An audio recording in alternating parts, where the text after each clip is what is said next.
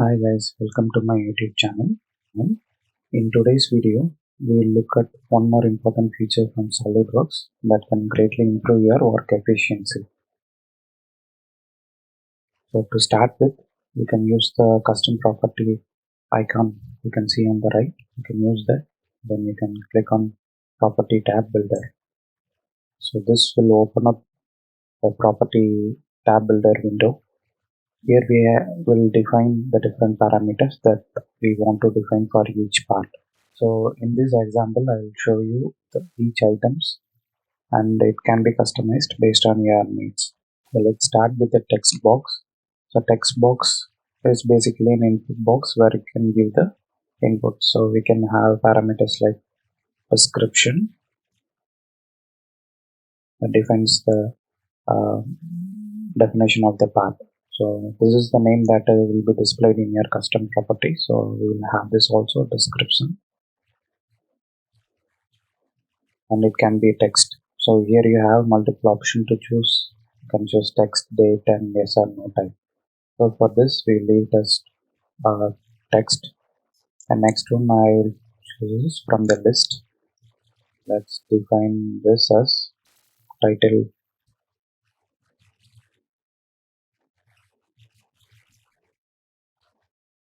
We will say this as project title. So this is going to be list. So list, there could be multiple options. You can import it from a text file, and also we can have the data in Excel, which you can import. For this example, we'll directly give it here. Let's say engine, gearbox, drive shaft. Okay, so these are the options. If you're allowing to add custom values, you can define something that is not in the list. But if you're not allowing, you are bound to choose only from the list that is given. You can only choose from the drop down. But if you click this value, you will be allowed to enter any custom values. And one more thing I want to show is this particular input here defines whether you want this property to be applicable for all the configuration or only to specific configuration. So for title, I'll give it as all configuration. Even description, I can have it for all the configuration. Okay, now let's define one more thing. So I'll define this checkbox. I'll say spare. And this checkbox will define if this particular part can be supplied as spare. So if it is checked, it is yes. If it is unchecked, it is no. So this is the value that will be visible on the custom properties. So this one, let it be specific to different configuration. So I'll leave it as it is. Next one I'm going to define as, we'll define one more checkbox, or I'll say process.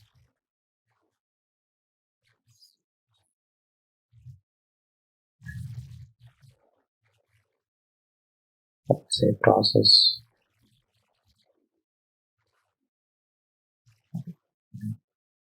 This checkbox will have it as process, and if it is checked, let's say it is yes. So unchecked, let's say no.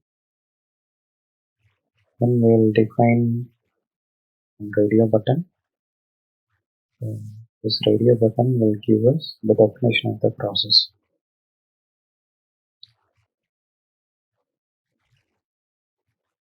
This name is just the display name, it's not going to affect you, so just for your reference. But whatever you are giving here, it will reflect on your custom property. So you have to be clear on the name that you give here.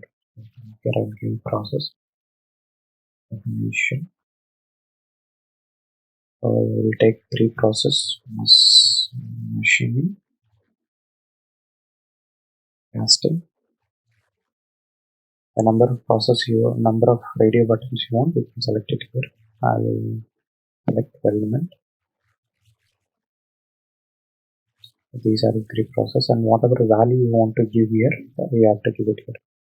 I'll define this as 1 and the rest as the same name, so we can see what how it differs. So this is the value that will be given in the properties, and this is the name. So I'll show you. And this also I will leave it specific to process. And one more higher level advanced feature that we have to see is we can have something here which is shown as advanced option. So let's say you want to show this only when I say I have defined a process. You can click here. You can read it here. It says select the control that should be visible only during the following checkbox status. So whenever it is yes, that is when I want to make this visible. So I'm clicking this. So this gets added here. Okay.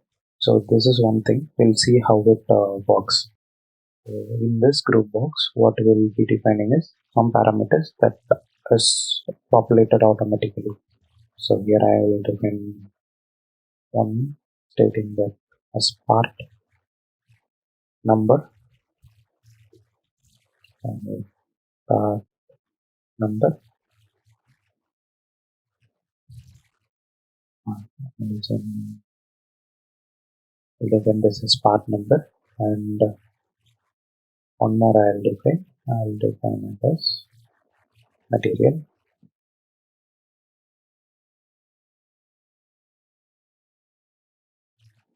And for material we can leave it as text. I'll say as I said, this is only for the definition and the caption. You may not worry about this. This is only for your reference.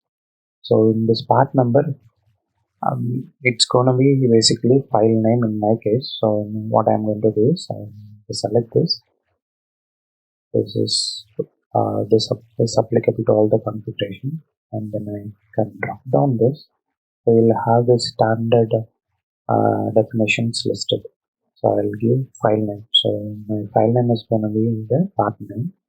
And next material, again I'll define as SolidWorks material. So whichever material you apply to that particular part will be defined here. So material I will leave it as configuration specific. So that's it. And one more thing we can add is number. I'll add a number, and let's say MOQ. So MOQ is nothing but minimum order quantity. So this also we can define. So now let's save this.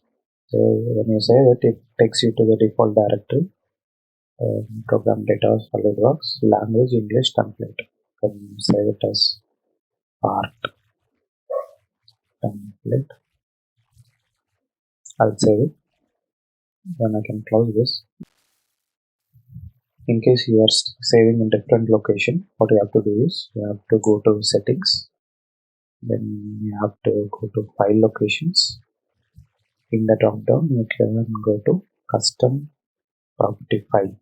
So this is the location where your custom property file has to be saved.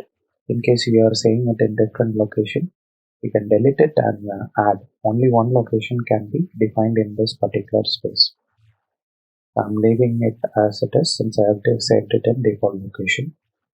Now let's start a new part. I'll give part and I'll click this. You can see it got loaded up. So my description is here, title is here, MOQ is there, spare is defined, then this part process, and we have defined a specific rule for this, right? Whenever this process is checked on, that is when you got this display here. Whenever you check this process, then the process definition gets displayed here. Okay. So let's go ahead and create something known as plate. So for title, you have the list of items that we have added, and it also allows you to enter the custom one. So let me quickly go and show you what happens when we doesn't allow it to enter custom values. I open this and this title. If I uncheck this, let's save it, close this, it won't get reflected. What you have to do is you have to reset it. So once you reset it, you'll have, if in case reset button is not visible, you can type some value, then reset it, it will be applicable. Now you can see in title you are not allowed to enter any values. You are just bound to choose something from this list. Okay. As engine, name or quantity, I will have it as 5. Define as its spare. Process, I will define its machine. And these two values will populate automatically. You can see the name I have given as part 2, so it is given as part 2. Material you can define it here, or whichever material you define it here will be directly applicable.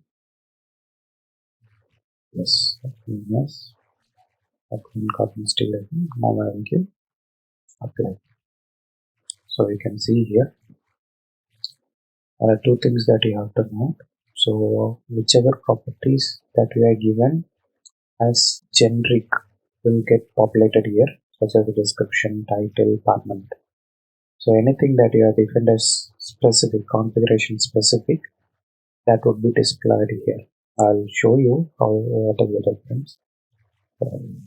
Cancel this. So things that are listed is pair, process definition, material, emoji. Okay. So I will go to this property tab builder. Open this. Open Spark template. Whatever. See, this is configuration specific. This pair is configuration specific.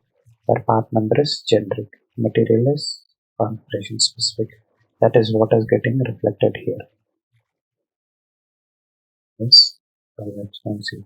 Anything that I have defined with anything that I have defined specific to configuration is listed here.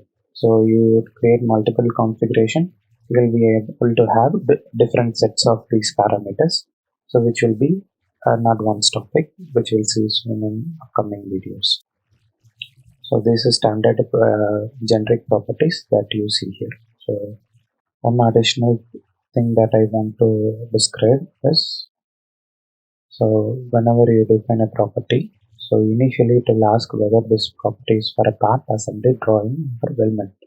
So in case you choose assembly and define a property, whenever you create a new assembly, only that property that is specific to assemblies will be listed. You can also have multiple properties. So I can click part. So let me quickly add two items to show you how you can switch between properties. I'll save this. So part 10 1. I'll save it. Now new property is also saved. How you can switch to other properties, you can click here, and if you choose the drop down, you have the other property. You can select it, click OK, and new property gets displayed here. And in case if you want to switch back, you can always go back to choose. So this also let you define multiple custom property builder, multiple property window for a single type. So for a part you can have 5 or 6 property types. So this also helps you whenever you want to have a configuration which is related to specific process or specific heat treatment. That's it for this video. I hope you enjoyed it. You can also comment any advanced feature that you are looking at in SolidWorks. So that will help me post new videos on that. Subscribe to our channel for more interesting videos on SolidWorks.